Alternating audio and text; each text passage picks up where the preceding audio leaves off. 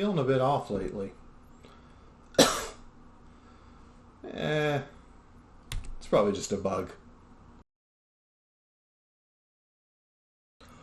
So, Leviathan's out, and Tyranid releases are not looking like they're going to slow down anytime soon, making it a perfect time to decide on a color scheme for my new army.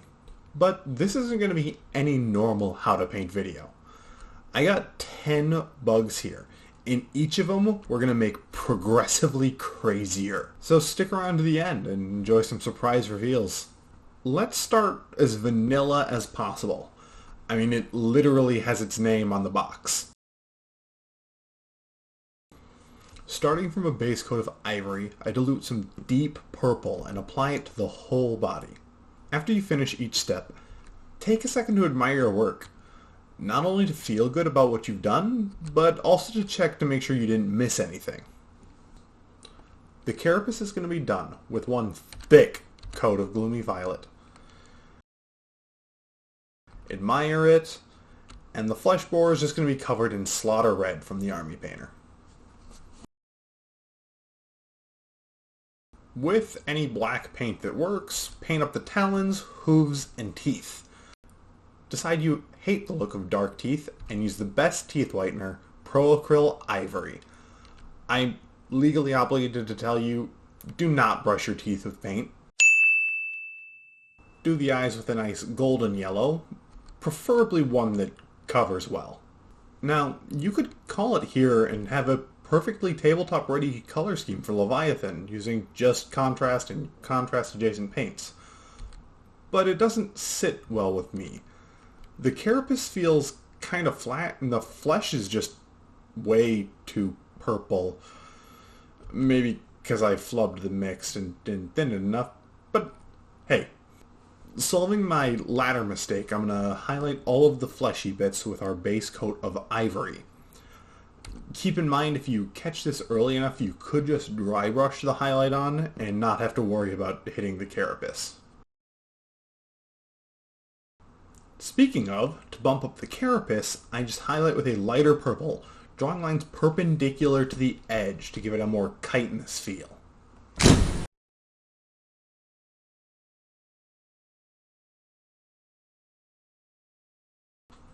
Going from current box art to previous box art, High Fleet Kraken is going to start with a spray primer of skeleton bone and a thinned contrast of skeleton horde.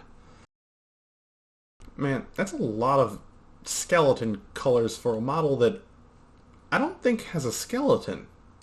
I mean, it has an exoskeleton, but it's also in the Citadel Skulls pack? Whatever. For the weapon, I'm going to use a red contrast paint, hate it, and repaint it with a gray and wash it with a diluted blue contrast paint. Now we're going to base coat all of the carapace with a nice covering opaque black. Now to start highlighting the carapace with dark red, we're going to draw lines just like last time, perpendicular to the carapace. You're looking for an uneven coverage, give or take 2/3 to 3/4 of the panel. Highlight again using a bright red. Paint this within your previous highlight, looking to cover about 1/2 to 1/4 of the panel, sometimes even just hitting the edge.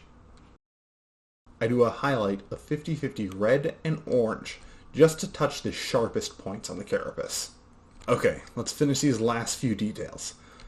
I paint the inside of the mouth a bluish gray, the eyes become a nice sky blue, and the teeth, what else but ivory? What do you say? Not bad from first crack at it.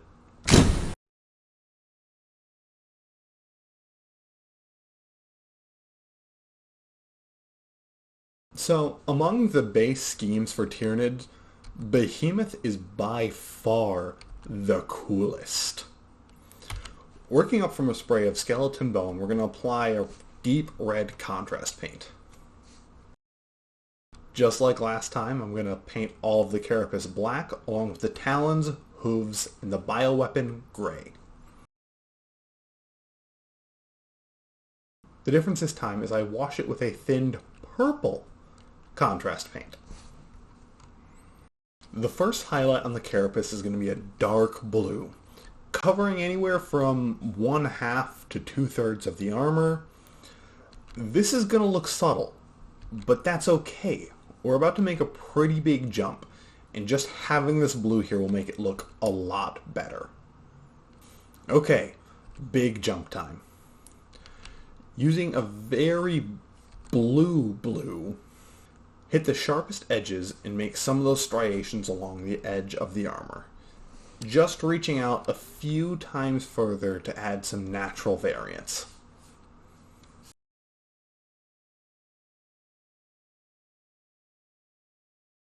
Now for a strong finish. Ivory on the teeth, pink on the tongue, and golden yellow eyes.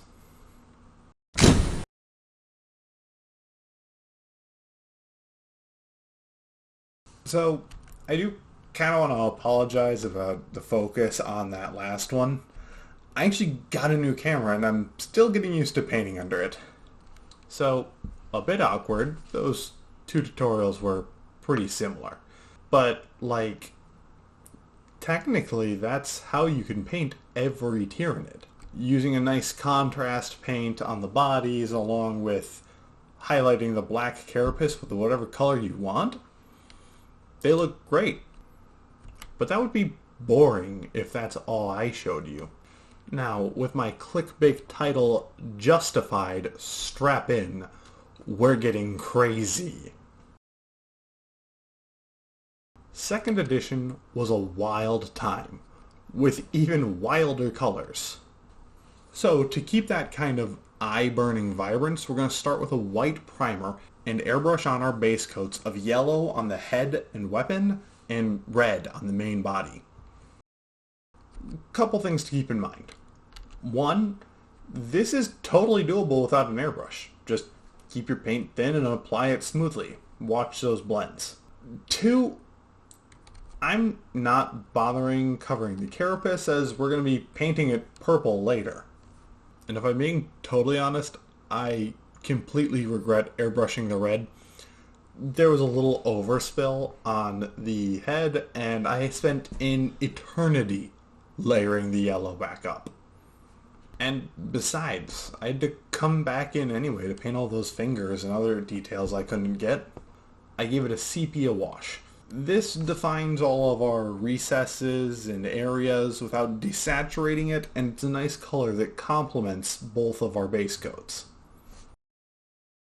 Now, looking at the cover art, we can see that it has a dark, near black carapace on the head, and the tail is a much richer purple. I'm imagining that there's a transition somewhere along the armor fading from that dark near black to this purple, and you can't prove me wrong, so that's what I'm going to do.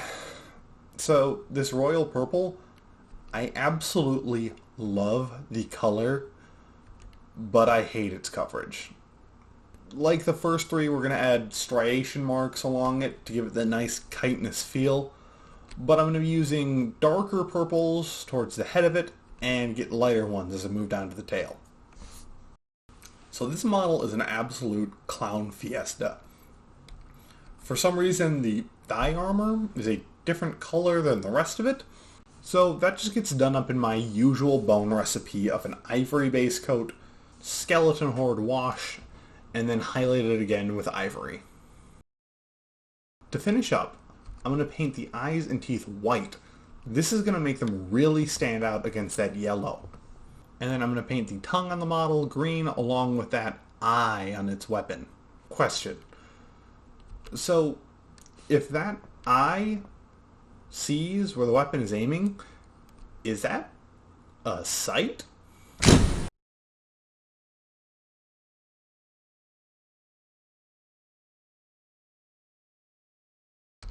A while back, Games Workshop collaborated with Magic the Gathering to release some 40k commander decks. They're awesome. The Tyranid was a Teamer colored deck, which I have opinions about. But I'm going to make the scheme inspired by that color identity. The base coat's going to be a little weird here. I did a reverse green Zenithal, So I have a light green on the lower parts and a darker green on all of the upward facing areas. Now, confronted with the challenge of using both a saturated green and saturated red without this turning into the Christmas Tyranid, I elected to lean towards the nature aspect of Temur and base the carapace in a warm, dark brown. The gun gets based in bluish gray. We're starting to include our third color here. From there, I glaze on blue to the end of the barrel and magazine. With each thin glaze, I cover less and less area. Give the whole thing a bath in a green wash. To save some time, I'm just going to tell you I did the first two steps exactly the same as the Kraken carapace, except this time I pushed the highlights even further into orange. My third highlight is a 50-50 mix of red and orange, only covering about the last quarter of the model, sometimes even just the edge. And the final highlight is a pure orange where I'm just hitting the sharpest points on the armor. The gun details and the eyes are base coated in a bright blue. I'm actually going to purposely go outside of the eye area to kind of give it more of a glowing effect. Define the recesses with a wash of a thinned blue contrast. And to really sell the glow, I highlight all of the hot spots in white. Final steps is going to be covering all the teeth and talons, and to keep it easy while leaning into the bestial nature of Temur, we're just going to use the usual bone recipe.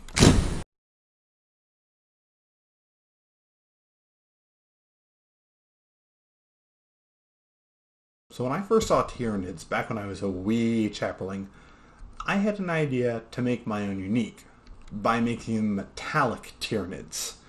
Now I get the opportunity to explore a hive fleet that is evolved specifically to consume Necrons. With a black primer down, the first step is going to be to dry brushing the edges of the carapace with a light gray. And for the cool part, we're going to paint the entire body silver.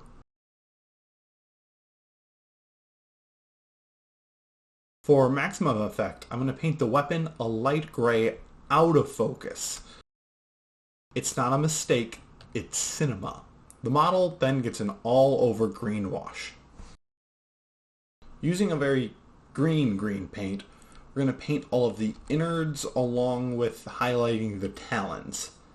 Now to make it really unique, we're going to use that same green and freehand some digital techie pattern down the armor.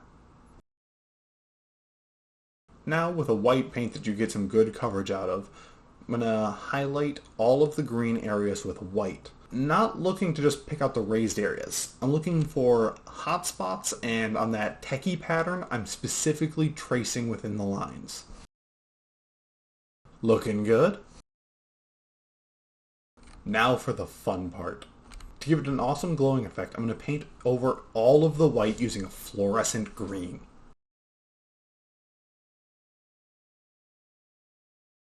Yeah, remember when I said this was a Necron Tyranid? That was a lie. This is the Ben 10 Tyranid.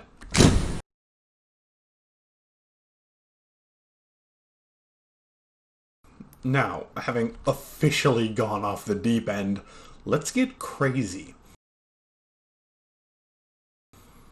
Looking to everyone's favorite gacha, Genshin Impact. Specifically using Shogun Raiden, or Baal, as a reference. Priming it gray, I started by blending together two Vallejo Xpress colors, deep purple on the lower parts and gloomy violet from above. Before we go crazy, let's base coat everything. Painting the weapon gray, and the weapon's carapace and talons are going to be painted black. To stay within the palette we've chosen, I'm going to paint the tongue pink. Now we go crazy. Using a high flow white paint or an ink, get all of the recessed areas painted white. I flood the eye, paint up the head holes, not sure what those are for. The entire mouth gets covered, but especially those recesses between the carapace. Back to freehanding. I draw bolts of lightning running down the carapace. What? After painting those Night Lords, I want to paint some Lord Lightning. It's fun.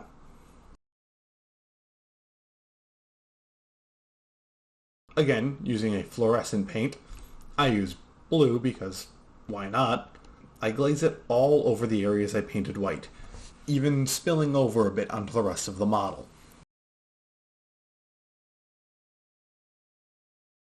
After that's dried, I reapply all of the white, only putting in areas that I want to read as the hot spots, or the source of the glowing. Lastly, I highlight the weapon carapace with a purple so it looks finished, and paint the teeth black to contrast against its glowing inside.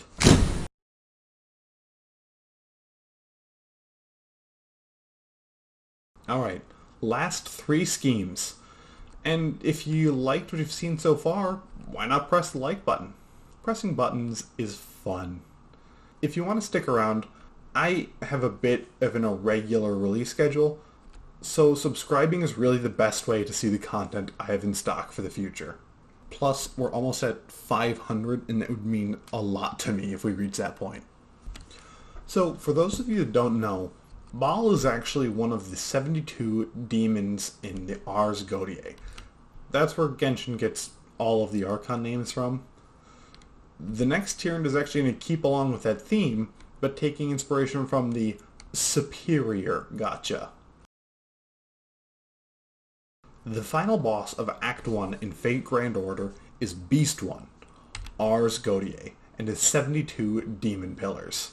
To replicate this scheme, I primed the entire model black and stippled on progressively lighter grays, topping it off with a final light gray dry brush. This will give a nice textured appearance to match the craggy exterior the demon pillars have. Next, I'm going to use a dark red to establish all of the areas that will represent the exposed flesh on them. For this, I'm also going to include the weapon. I paint the entire mouth red, even spilling a little outside of it to give it a really savage appearance.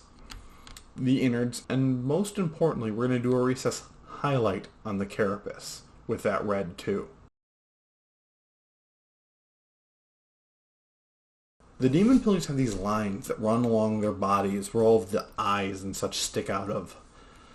Starting from the head of the Tyranid, I'm going to paint a stripe on it.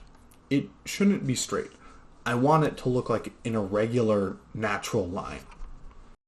To start on the eyes, I'm going to choose a few of the more open panels and lay down some blotches of red that I can paint within. Wash the entire model in black to darken it down a bit and define all of those recesses. So I do deviate from the reference a bit while painting the eyes.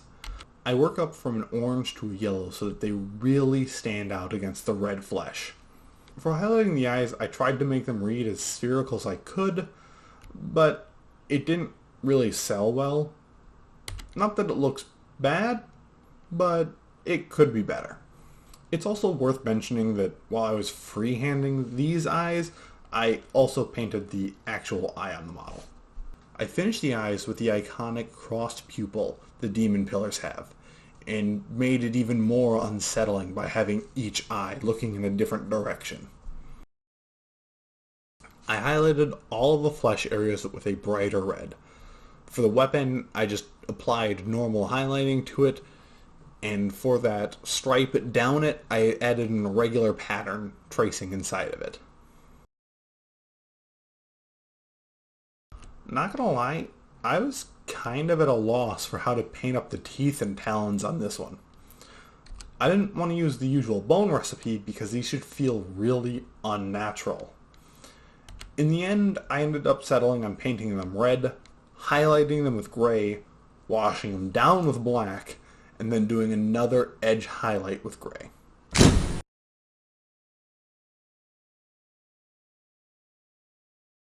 So the last 2 schemes were gotcha based. How are we going to get crazier than that? Wow. Yeah, this one's for all the Takadachis out there. Similar to the teamer scheme, I used a reverse zenithal on this one, instead using a lighter purple beneath and a darker purple from above. Our very first step is just going to be defining everything with a purple wash. I took a lot of inspiration from Ina's tiara crown thing, not only to add some color, but also a unique shape to the carapace as well. What? You thought we were done freehanding? Ha! Let's get into it. I started with an ochre paint, and I laid down a vertical line on the crest and a horizontal line along the edges to set my limits. From there, I would work from the corner, rounding it out until I was happy with the shape it made. Because I don't just want these details at the ends, I also lay down some groundwork along the middle of the panel, across the whole back, and repeat the same process as before. I add the highlights by painting wholly within those areas with a nice bright yellow.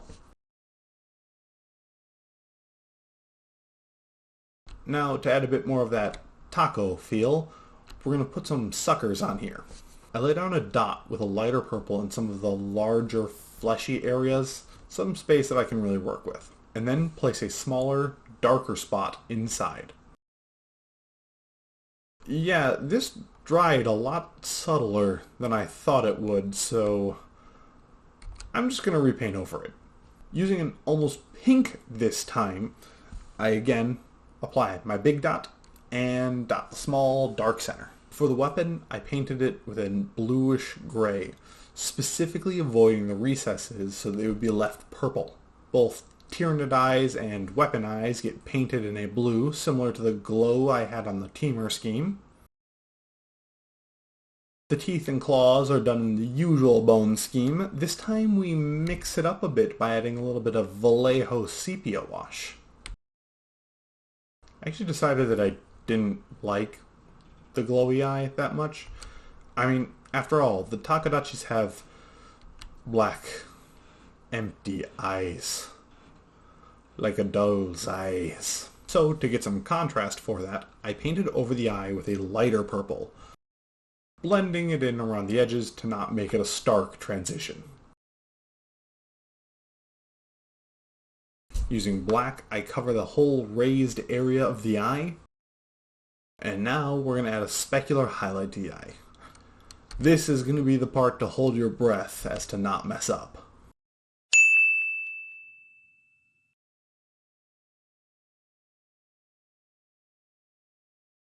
Wow, I'm actually really surprised how such a tiny highlight brings so much life into the miniature.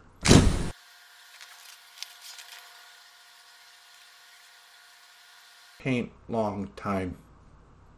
Tired now.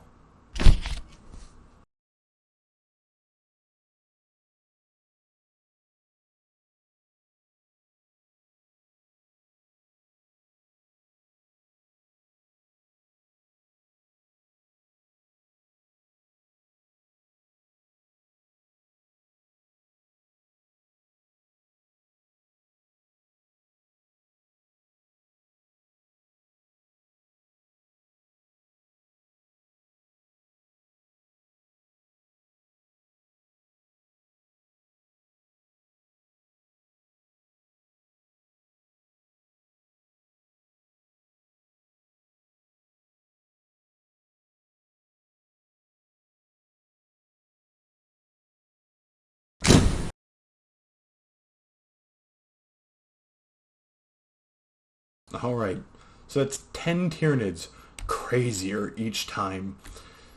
And I might even be so bold to say as most of these were done in a relatively speed paint friendly manner. It wouldn't be that hard to get an army of these ready. On the off chance that you actually want to see more of this, I'm going to be making some posts over on Instagram reviewing each of these schemes and going over some improvements I would make if I were to ever do them again. So, which is your favorite? Why not let me know down below and comment if you want to see me do an entire army in one of these schemes. I'm going to say something crazy. If this video can get over 2Ks in a month, by the way, that's double what my current best video has, I'm going to paint up an entire army in one of these schemes. But it was a lot of fun just cutting loose and trying out a bunch of crazy ideas. Gives me an idea how I want to paint up the rest of the... Wait. What's that?